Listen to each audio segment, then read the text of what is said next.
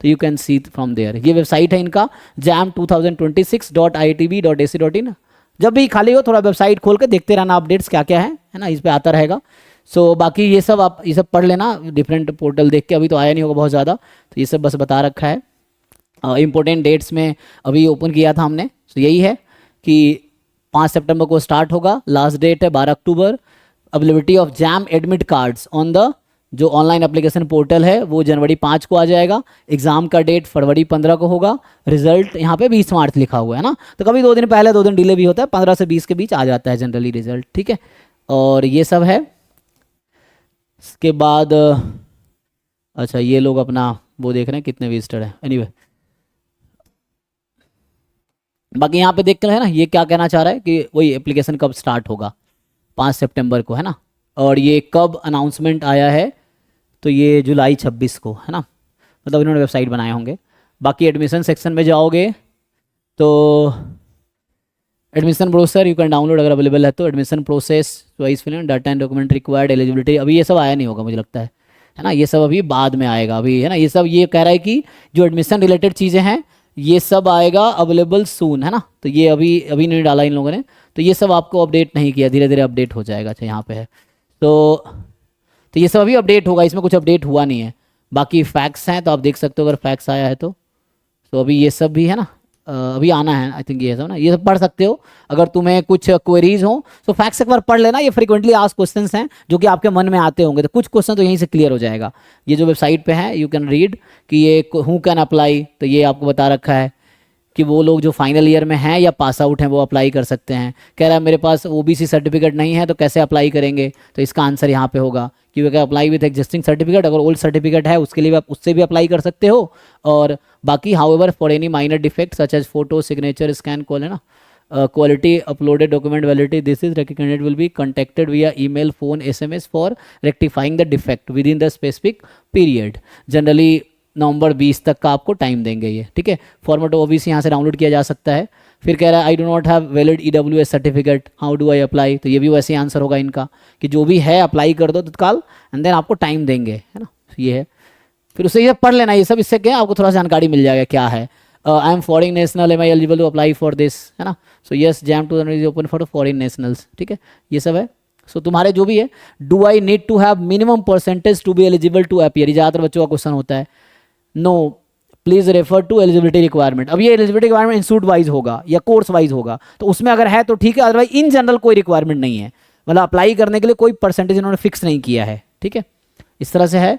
I have backlog, am I eligible, ये बच्चे पूछते रहते हैं मुझसे, तो यस है ना, so yes you are eligible to apply for this. अगर बैकलॉग है तो एडमिशन जनरली आपका होगा, जैसे जो बच्चे जैम 2026 देंगे तो उनका एडमिशन होगा जुलाई एंड में, जैसे अभी एडमिशन जस्ट जो बच्चे 25 का क्वालिफाई किए उनका एडमिशन अभी हुआ है इस वीक में, तो जुलाई में एडमिशन होगा। स्टिल तब भी आपके पास सर्टिफिकेट नहीं है तो भी कोई दिक्कत नहीं है, they will give you time, I think 7 अक्टूबर तक का टाइम दे रखा है अभी, मतलब जो बच्चे एडमिशन ले लिए सर्टिफिकेट अभी तक कॉलेज नहीं दिया कोई दिक्कत नहीं, 7 अक्टूबर तक का टाइम है, उससे पहले उनको सबमिट करना है 7 अक्टूबर तक, ठीक है। तो ये है, तो आप लोगों को भी अराउंड अगर जैम जिनका बैकलॉग्स हैं जी।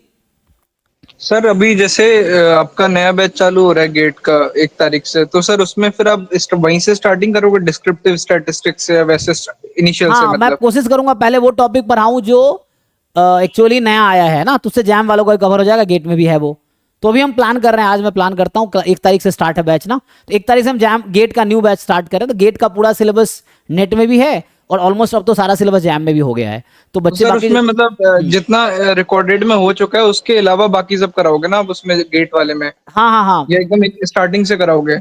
नहीं बैच तो न्यू है तो कराना तो पूरा सिलेबस है मुझे, क्योंकि ये नया बैच अर्जुना 2 नाम से स्टार्ट कर रहे हैं हम लोग, तो कराना तो पूरा है, लेकिन मैं पहले कोशिश करूंगा वो कराऊं जो अभी नए टॉपिक्स आए, जो बच्चे मान लो सिलेबस कर चुके हैं रिकॉर्डेड वाले, या जो लाइव में भी जो बच्चे सिलेबस कर चुके हैं उनको तो जल्दी चाहिए सिलेबस, तो पहले मैं टारगेट ये करूंगा जो टॉपिक अभी ऐड हुए पहले वो करा दूं, डिस्क्रिप्टिव जैसे हो गया तो वो मैं चाहूंगा अगर बच्चे एग्री होंगे तो, ये चीज़ है। नहीं तो फिर जैसे बच्चे कहेंगे, क्योंकि मेन तो बच्चों के लिए बैच चल रहा है ना, तो जैसा बच्चा कहेंगे जो लाइव क्लास बैच में जो बच्चा आएगा वो जैसे मुझे सजेस्ट करेगा मैं उसके हिसाब से करूंगा, ये है।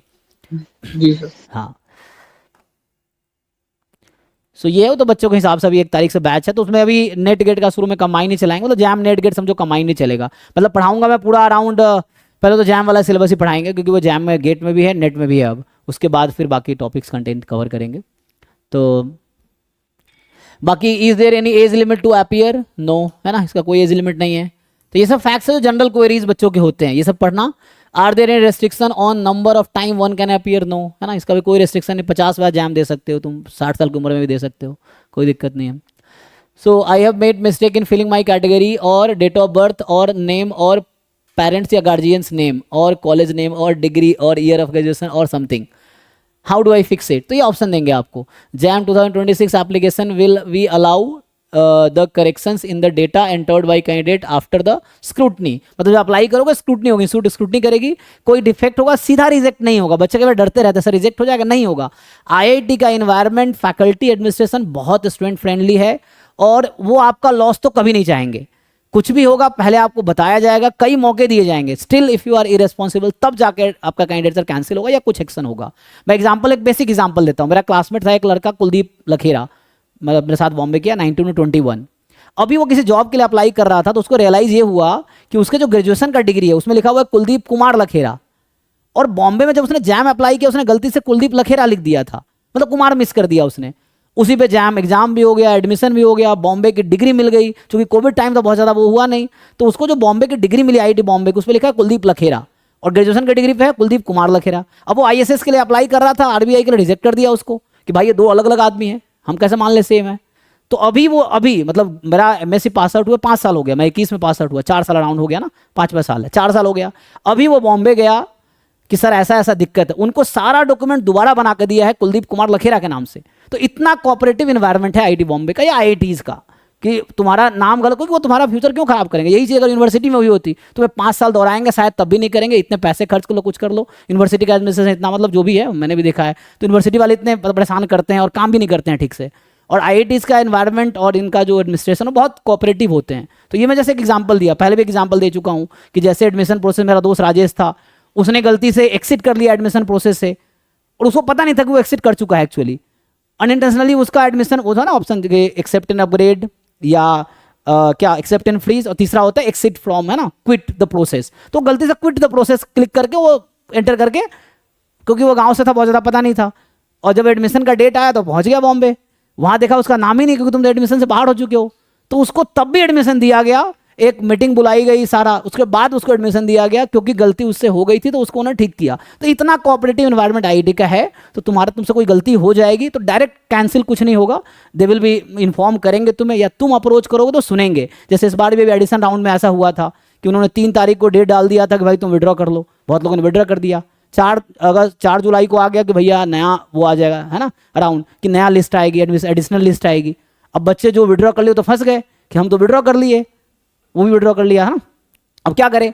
तो भाई लोगों ने अप्रोच किया, तो जिन जिन बच्चों ने विड्रॉ किया, हमारा भी एक हार्दिक था और भी 1-2 बच्चे थे, जिन लोगों ने विड्रॉ किया तो उनको कानपुर मिला है, कुछ लोगों को तिरुपति मिला है, कुछ को अभी पलक्कर मिला है, इस तरह से है। तो विड्रॉ करने के बावजूद उनको वापस प्रोसेस में लिया गया है, बिकॉज उन्होंने मेल किया, रिक्वेस्ट किया, सो दे कंसीडर्ड इट। तो इतना अच्छा इन्वायरमेंट आईआईटीज़ का है और इतना कोऑपरेटिव फैकल्टीज और एडमिनिस्ट्रेशन है वहाँ पे, ठीक है। सो बाकी देख लो, do I have to fees for rectify, yes you have to pay some fees. अच्छा यहाँ पे नहीं है लेकिन आई थिंक बाद में होगा, मतलब शुरू में कुछ टाइम देंगे। यहाँ पे लिखा है there is a no fees for fixing the defect I don't during scrutiny. अच्छा स्क्रूटनी, अगर तुम डिले हो जाओगे जैसे बाद में होता है तो शुरू में कुछ टाइम वो देते हैं कि जहाँ पे कोई फीस नहीं होगा, तुम तब भी डिले हो गए तो बाद में वो लेट फीस चार्ज करते हैं। मुझे याद है कुछ बच्चों को 500 रुपये, अगर कुछ हो रिपीटेड होंगे ज़्यादा पता होगा, कि जैसे बाद में अगर आप अपलोड करो तो 500 रुपये वो लास्ट ईयर लिए थे, पहले भी लेते थे, हमारे टाइम पे भी था। लेकिन कुछ टाइम फ्री रहेगा, जैसे बता रहे हैं कि एक स्पिरिटेड टाइम होगा कि इस टाइम तक तुम करेक्शन करोगे, कोई फीस नहीं लगेगी। लेकिन टाइम खत्म हो गया, स्टिल आपको चेंज करना है तो they will charge you let fees, और है ना जो भी चार्ज होगा तो वो कुछ चार्ज होगा। तो यहाँ पे ये है क्योंकि शुरू में कुछ गलतियाँ हो जाती है तो एक पर्टिकुलर टाइम तक आपको उनको अपडेट करने का ऑप्शन देंगे वो, ठीक है। आगे है, is filling an Indian mobile number mandatory, I think yes, है ना, क्योंकि सारा कम्युनिकेशन मोबाइल पे होगा, SMS आता रहेगा, ठीक है। So candidate needs to fill 10 digit mobile number while filling the application form. अब ध्यान रखना अपना ही मोबाइल नंबर डालना है, पेरेंट्स का। कई बार क्या होता है साइबर कैफे में जाता है बच्चा, किसी और से फॉर्म भरवा, स्पेशली वो बच्चे जो सिटीज़ के नहीं हैं, वो साइबर, उनके पास अपना सिस्टम भी नहीं होता है। मैं भी ऐसे बैकग्राउंड का हूँ, मैंने पहली बार कंप्यूटर 2017 में खरीदा था जब मैं आईआईटी दिल्ली में था, 17-18 में, 18 में अराउंड लैपटॉप से पहले मेरे पास कोई सिस्टम नहीं था, तो हम भी साइबर कैफे से काम में करता था। तो ऐसे बहुत सारे बच्चे हैं, ठीक है। सो उस तरह से है। तो क्या कहता है, साइबर कैफे वाला गलती से अपना नंबर डाल देता है, या उसको लगता है ओटीपी चाहिए, कोई नंबर डाल दिया, फिर बाद में सारी कम्युनिकेशन उसके नंबर से होगी, फिर और दिक्कत हो जाएगा। तो ये सब थोड़ा ध्यान रखना कि अपना मोबाइल नंबर या अपने घर वाले पेरेंट्स के किसी का मोबाइल नंबर एंटर करना उसमें, सो दैट आगे कम्युनिकेशन मोबाइल पे ही होगा। एसएमएस आएगा, कुछ वैसा होगा तो एसएमएस आता रहेगा। ओटीपी आएगा, एक्चुअली हर बार कुछ ऐसा होगा तो ओटीपी उसी मोबाइल नंबर पे आएगा। तो it is possible to submit the application without verifying the mobile number. तो yes, but you must verify the mobile number after, ना ये सब पढ़ लेना, ठीक है ना। ये सब कुछ वैसे क्वेश्चन है जो जनरल क्वेरीज होती हैं, बहुत सारा मैं पढ़ूंगा तो बहुत टाइम लगेगा। तो आप ये वेबसाइट पे जाके ये FAQs है ना, फ्रीक्वेंटली आस्क्ड क्वेश्चन सेक्शन है, इसमें आप जाके पढ़ लेना, ठीक है।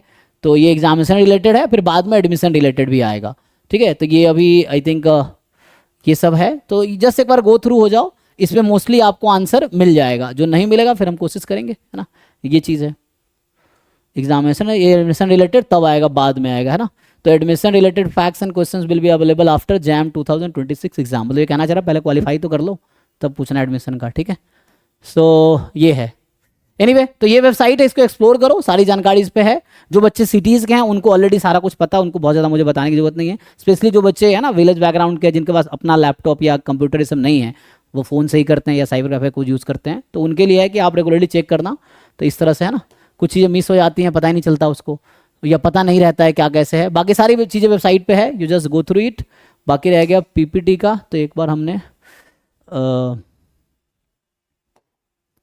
में क्या है,